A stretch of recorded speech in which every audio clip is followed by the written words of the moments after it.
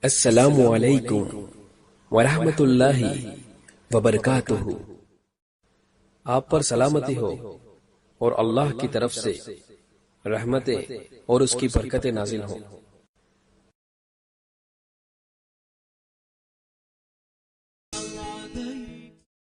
إذا استودع الله المعرفة في القلوب لا بد أن يظهر آثارها على الجوارح فأفعال الجوارح تابعة لأحوال القلوب.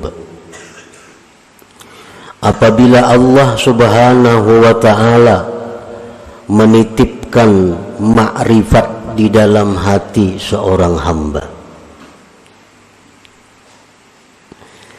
maka pastilah nampak bekas-bekas ma'rifat itu di atas anggota-anggota tubuh si hamba itu.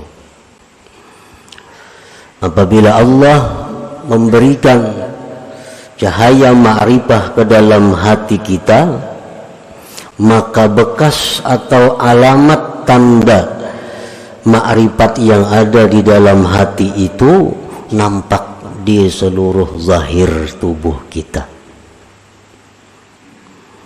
Artinya mata, telinga, tangan, kaki, seluruh anggota tubuh nampaklah tanda-tanda orang yang di dalam hatinya itu diberikan Allah ma'rifat.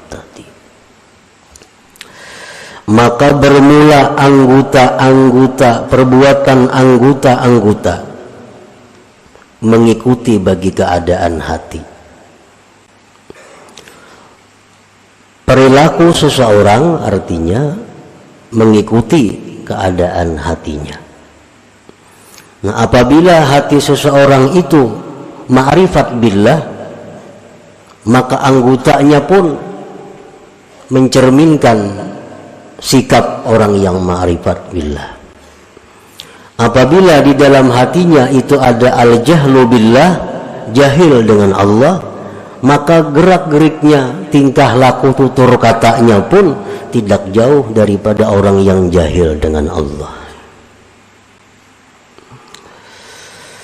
Pamanidda'al ma'rifata walam tazhar atharuha 'alal jawarih bahwa kadzibun bid'awaha, maka barang siapa yang mengaku ma'rifat atau merasa ma'rifat tetapi tidak nampak tanda-tandanya, bekas-bekasnya di anggota-anggota tubuhnya, maka berarti dia itu dusta dalam pengakuannya. Mengaku itu baik artinya aku ma'rifat, mengaku, atau rasa ma'rifat, tetapi pada zahirnya, tingkah lakunya tidak didapat bekas-bekas ma'rifat, maka berarti dia tidak benar dalam pengakuannya atau perasaannya itu. Qala Allah Ta'ala, Allah berfirman, ta'rifuhum bisimahum, kamu kenal kepada mereka itu dengan tanda-tanda yang ada pada mereka. Orang yang di dalam hatinya jahil dengan Allah tampak kelihatan di seluruh anggota tubuhnya. Begitu pula orang yang ma'rifat dengan Allah tampak tandanya di dalam zahir anggota tubuhnya. Imam Ahmad Ibnu Athaillah menulis hikmah ini adalah untuk memberitahu kepada kita bagaimana kita memilih kawan, memilih guru, memilih orang-orang yang kita akan kerjasama dengannya. Apakah orang yang itu termasuk orang yang jahil dengan Allah atau orang yang ma'rifat dengan Allah. Nah, jadi Sidin ulahkan ini alamatnya, tandanya, bahwa bagaimana hati orang yang ma'rifat dengan Allah itu, bagaimana hati orang yang jahil dengan Allah.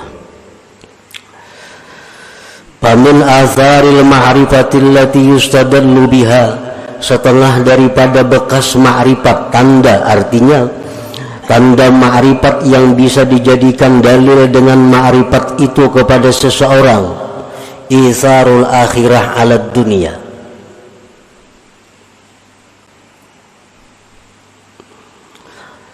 mengutamakan akhirat atas dunia.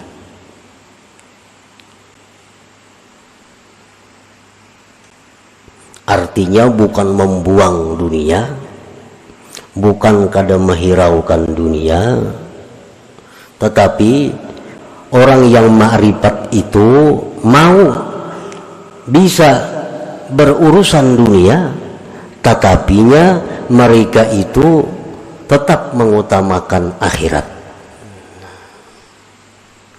Para wali banyak yang berdagang, para wali banyak yang bertani. Kita baca sejarah-sejarah para wali dahulu tuh. Para wali ada yang jadi pegawai, tetapi mereka tetap mengutamakan akhirat daripada dunia. Nah, itu salah satu tanda.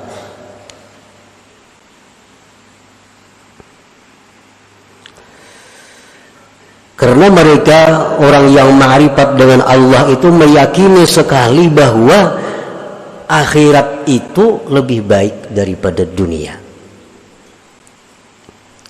Nah, baiknya akhirat dari dunia itu bukan berarti harus kita tinggalkan dunia, bukan.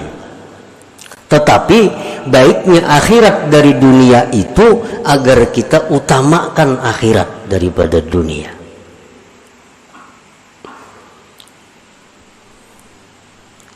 Jadi orang-orang yang ma'rifat dengan Allah itu, apapun status pekerjaannya, intinya mereka selalu mendahulukan kepentingan akhiratnya dibanding dunia.